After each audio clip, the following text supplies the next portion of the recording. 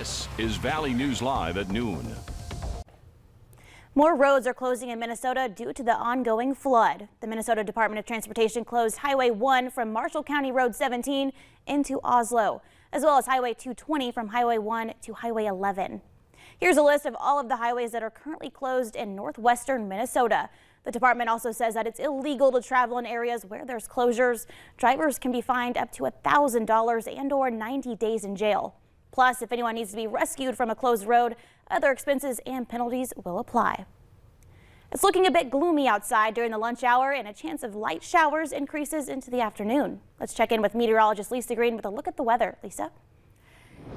Well, good morning. We're looking at conditions that are, or good afternoon, my goodness, we've now moved into the afternoon hours. We're looking at conditions that are going to be cloudy out there, as we just mentioned there. And this is Devil's Lake, where we may have seen a sprinkle or two. We're at 36 degrees right now, and we're seeing winds out of the east-southeast at 13 miles per hour. 40 in Grand Forks, and you can see we're still enjoying some sunshine in parts of the valley. Fargo's at 45, and it's already 48 in Fergus Falls, so we're working our way up here with a little bit of wind out of the southeast on average. Here's a look at the radar. You can see that there are some pockets here where we are seeing some showers, some very light showers on the radar.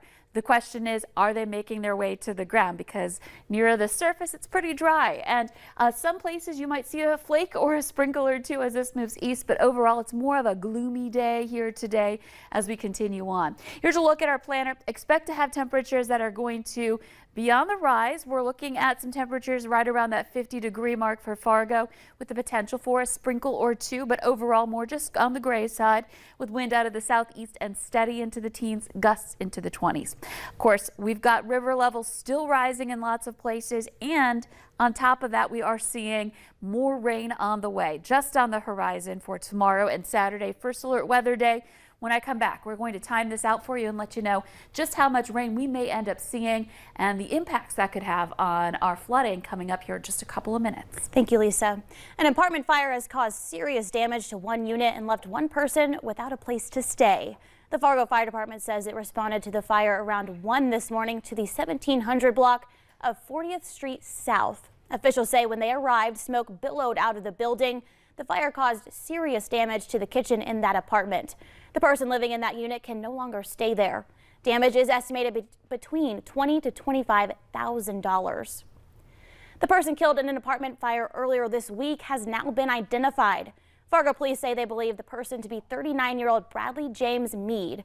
It happened on Tuesday night at the Park Place Apartments. As fire crews worked to put out the fire, they found Mead in one of those units. Firefighters are continuing their investigation to determine the cause of that fire. An air ambulance pilot had to make an emergency landing after colliding with a bird yesterday. Sanford officials say there were no injuries from that incident, and the patient on board was safely transported to Sanford and Fargo. The plane has minor damage. President Biden is asking Congress for another $20 million to keep humanitarian and military aid flowing to Ukraine. The proposal would also make it easier for the federal government to hold the Russian government and Russian oligarchs accountable for the invasion. 9 weeks into the war, Russia has intensified its attacks in eastern and southern Ukraine. Russian President Vladimir Putin is now warning that any country that interferes in Ukraine will face a, quote, lightning-fast response. Today, UN Secretary General visited a town outside of Kyiv where officials say there is evidence of Russian war crimes. Wherever there is a war, the highest price is paid by civilians. Russia released a U.S. Marine in a surprise prisoner swap, and he was flown to his home state of Texas earlier this morning. The State Department says it's still working to free 2 other Americans in Russian custody, including WNBA star Brittany Griner. Menthol cigarettes may end up fading away like smoke. Today, the FDA proposed a rule that would ban menthol from being used in the production of cigarettes. Officials say this is a necessary step to help protect public health.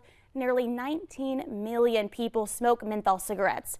The FDA says taking menthol out of cigarettes could result in saving 650,000 premature deaths over the next 4 decades. Children in the U.S. may soon be able to get protection from the COVID-19. Moderna announced today that it is seeking emergency use authorization from the FDA for its vaccine to be given to children from 6 months old to 5 years old. Last month, Moderna released results of a clinical trial that found 2 doses of its lesser dose shot provided about the same immunity levels for children as the full vaccine does for young adults. The findings were based on 6,700 children under 5. Moderna officials say the vaccines are safe and common reactions were minimal, including pain at the injection site. The FDA says it will inspect Moderna's submission and will meet with an advisory committee to discuss the issue. North Dakota State football fans, mark your calendars. Ticket request forms for NDSU's game at Arizona open this coming Monday morning at 8. The Bison take on the Wildcats in Tucson on Saturday, September 17th. Requests for game tickets can be submitted online at gobison.com. Requests will remain open through May 16th. And as a reminder, submitting the form is only a request and does not guarantee you will be awarded those tickets. Coming up at noon, home buyers are turning to the metaverse. How much people are paying to buy a virtual house.